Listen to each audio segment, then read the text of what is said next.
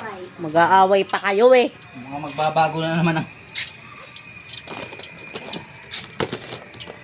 Siomay rice kayo guys. ilan, Jing? 20. Pang-ulam na ni Makmak.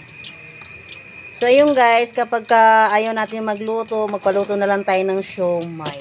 Ayan. Pumunta lang po kayo dito sa may block 18 lot 72. Malapit sa Bangin. Kung gusto nyong magpatiwakal, diretso na kayo doon. Sabay itulak sa bangin. Nakikita niyo kung dulo na yan.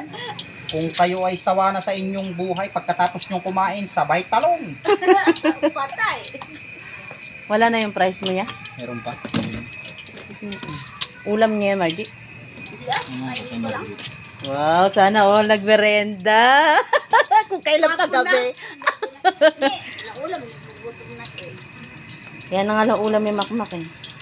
So yung guys. Yung po guys, ito po, may mga tinda po tayo ditong Topo Square, cheese stick, Wow. atay balunan. Wow. Atay ng tao yan. Anong masasabi mo kuya sa mga nagninegosyo dyan? Wow. Ayan, sa mga nagninegosyo, ipagpatuloy nyo lang po at wag po kayong mapapagod. Ano? Dahil sa kabila nito ay mayroong tagumpay kayong makakamit. Hindi ba, Margie? Tama ka dyan. At doon naman sa nawawala ng pag-asa dahil walang Sa bumili. nawawala ng pag-asa, tumayo Tumalo sa ka dyan. Sumalo na sa bangin. Ito naman si Margie. Panira ng moment eh. Sa mga nawawala ng pag-asa, keep fighting. Huwag kayong mawawala ng pag-asa kung kayo'y nanlulumo.